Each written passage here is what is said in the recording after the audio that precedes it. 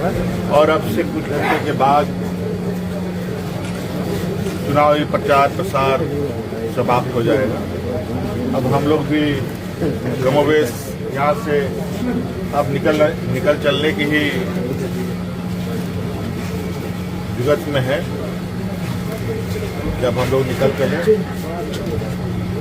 और अब सारा कुछ घाटशिला मतदाता के बीच में अब ये चंद घंटे उनके हाथ में रहेगा और उसके बाद चुनावी प्रक्रिया प्रारंभ। 11 तारीख सुबह 7 बजे से चुनाव प्रारंभ हुआ और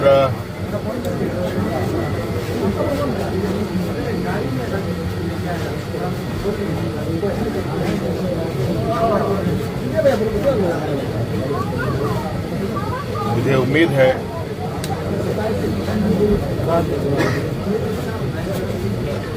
ये चुनाव काफी पारदर्शिता और निष्पक्षता के साथ हुआ।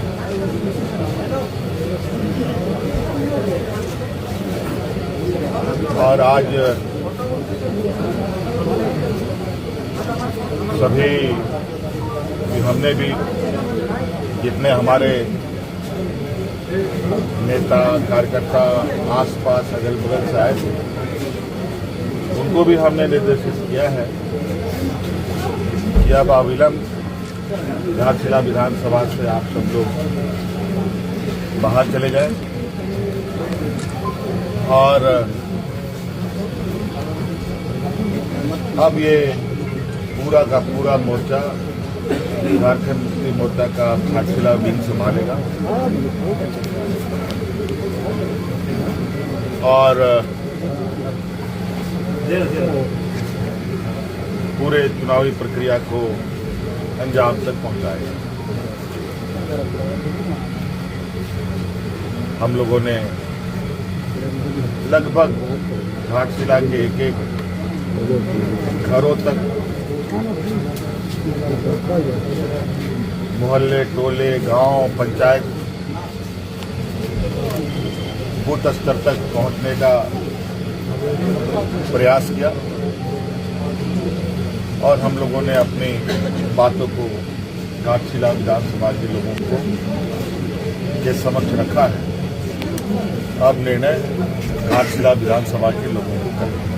इस बार पहली बार लगा 25 साल से मैं कवर कर रहा हूँ जेल में, कुछ अलग स्टाइल में लड़ी, क्लस्टर तरीके से पूरा जोन में बांट के। तो क्या ये टर्निंग पॉइंट है अध्यक्ष बनने के बाद हेमंत सोरेन का, कि जैसे सामान्य तौर पर राष्ट्रीय पार्टी करती है वैसा अब आप भी करवा रहे हैं अपनी पार्टी से? समय समय पर और समय के अनुरूप चुनावी रणनीति बनते हैं और पूर्ण रणनीति के तहत कार्यकर्ता आगे शामिल होते हैं। ये सारी चीजें चुनावी रणनीति का हिस्सा है। मंत्री जी, झारखंड के इतिहास में पहली बार पूरे फ्लीट के साथ चुनावी मैदान में है। विपक्ष 6 सालों का आप पूरे फ्लीट के साथ घाटशिला उपचुनाव में है, ये झारखंड की राजनीति में पहली बार हुआ है। क्या वजह है इसकी? नहीं, ऐसा नहीं है। मैं तो बहुत कम रहा हूँ इनफैक्ट इस विधानसभा चुनाव प्रचार प्रसार में। यहाँ तक कि हमारे कार्यकर्ताओं ने तो हमें बिल्कुल मना ही किया था कि बहुत आवश्यकता नहीं है और क्योंकि हमारी भी एक पार्टी के प्रति अपनी एक जिम्मेवारी है और योगदान है। उस योगदान के तहत हम लोगों ने इस काम को यहाँ किया है।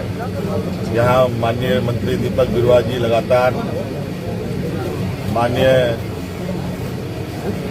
यहाँ हमारे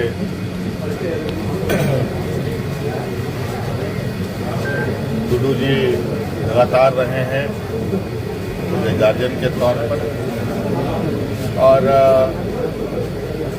रामदास जी आप हम लोग के बीच में नहीं है, ये उपचुनाव है। स्वाभाविक रूप से एक नहीं लौट रहे हैं जी, कहाँ लौट रहे हैं? लौट कहाँ रहे हैं? जो हम लोगों का एक नया अध्याय इस घाटशिला में हम लोग लगाने जा रहे हैं,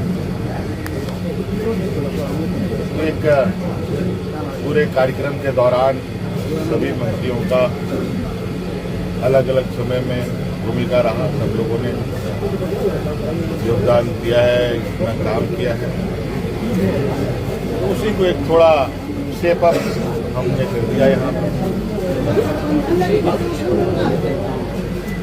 देख लिया चारों तरफ घूम रहे हैं सब लोग। मुख्यमंत्री जी, विपक्ष का कहना है करो या मरो की लड़ाई है, घाटशिला का उपचुनाव किसकी है? विपक्ष को क्या कहना है? विपक्ष के लिए ही होगी अगर वो कह रहा है। अब वो क्या कह रहा है नहीं कह रहा है वो उसकी बात है। ये बात उन्हीं से पूछो, उन्हीं से कहो, ये ज्यादा अच्छा होगा मेरे लिए। हम अपने घर में क्या कर रहे हैं नहीं कर रहे हैं उतना ही हम बता सकते हैं। सोम गुरु के बाद ये पहला चुनाव है झारखंड मुक्ति मोर्चा का, क्या अपील करना चाहेंगे सभी मतदाताओं से, क्योंकि इसमें इतिहास बनने की भी गुंजाइश रहती है। ये बात सही है कि आज देश के और आदिवासी समाज के एक कद्दावर और एक महान व्यक्ति के रूप में आदरणीय गुरुजी आज हम लोग के बीच में नहीं है।